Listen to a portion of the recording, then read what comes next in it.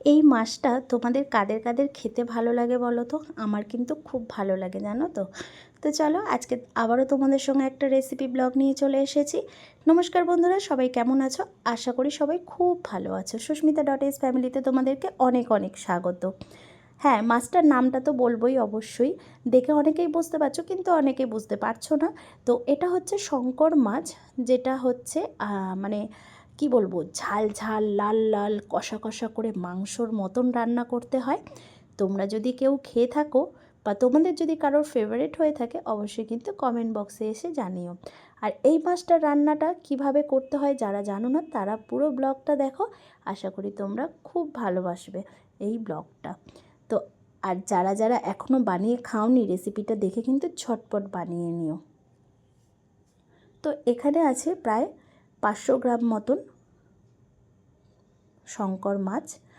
আর এখানে আমি সুন্দরভাবে মাছটা ভালোভাবে ভাজা করে নিলাম।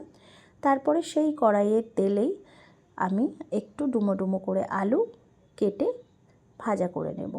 তো আলুগুলো তো ভাজা হোক ওদিকে, দেখো এখানে কিন্তু আমি বেশ লাল লাল করে মাছগুলোকে ভেজে নিয়েছি। ওখানে পেঁয়াজ কেটে রেখেছি, মশলা প্রায় কমপ্লিট করে রেখেছি। আর এখানে আমি আলুটা ভেজে তুলে নিয়েছি। দেখো এখানে আমি দিয়ে দিয়েছি পেঁয়াজ কুচি, সাথে দিয়ে দিয়েছি হলুদ আর লঙ্কা, তার সাথে স্বাদ মতন লবণ। দেওয়ার পরে একটু ভাজা হয়ে যাওয়ার পরেই আমি দিয়ে দিলাম মশলাটা, আদা রসুন টমেটো পেস্ট সব একসাথেই করে রেখেছিলাম, প্লাস লঙ্কা, কাঁচা লঙ্কা কিছুটা পেস্ট করে দিয়েছি, আর কিছুটা গোটা দেব। যে যেরকম ঝাল খাবে সেরকমই তোমরা দিতে পারো। তো চলো, এত বক বক করলে হয়তো তোমাদের ভিডিওটা ভালো লাগবে না, তাই না? তো পুরো রান্নাটা দেখতে থাকো। এখানে তুমি পুরো প্রায় হয়ে গেল আমার কমপ্লিট। তো এইবারে আলুটা দিয়ে ভালোভাবে কষিয়ে নেব। তারপরে যদি বলতেই থাকি তোমরা কি করে দেখবে, তো চলো। আর যারা যারা এখনও লাইক করেনি, ঝটপট করে লাইক করে দাও, অনেক অনেক ভালোবাসা দাও, তাহলে তো তোমাদের জন্য আরও সুন্দর সুন্দর ভিডিও আমার বানাতে ইচ্ছা করবে। তো চলো, পুরো ভিডিওটা দেখতে থাকো।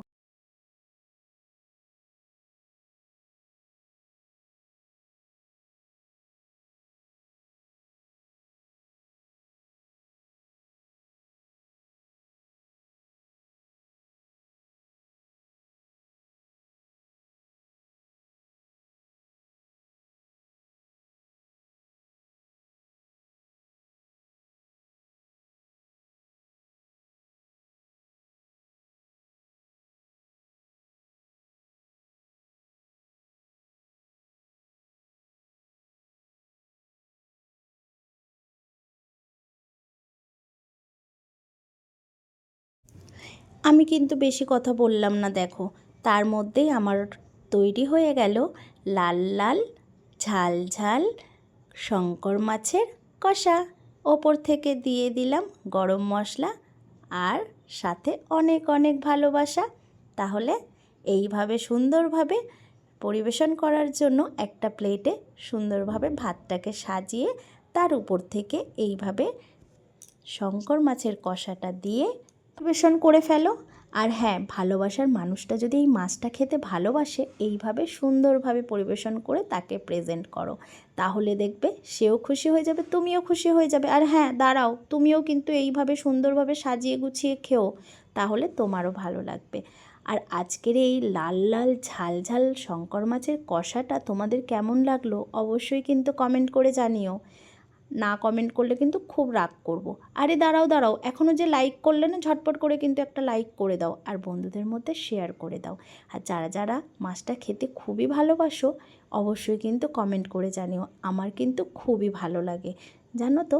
তো চলো, আজকের মতন টাটা। সবাই ভালো থেকো, সুস্থ থেকো, সবাই ভালো রেখো, সুস্থ রেখো সবাইকে। আর এইভাবে আমাকেও একটু অনেক অনেক ভালোবাসা দিতে থেকো। তাহলে কালকে আবারও তোমাদের সঙ্গে নতুন একটা ব্লগে দেখা হচ্ছে। আজকের মতন টাটা। আর সবাই কিন্তু সুন্দরভাবে এইভাবে সাজিয়ে গুছিয়ে খেও, যেরকম আমি তোমাদেরকে একটু ঘুরিয়ে ফিরিয়ে দেখাচ্ছি। কেমন হয়েছে গো অবশ্যই কিন্তু জানিও। টাটা।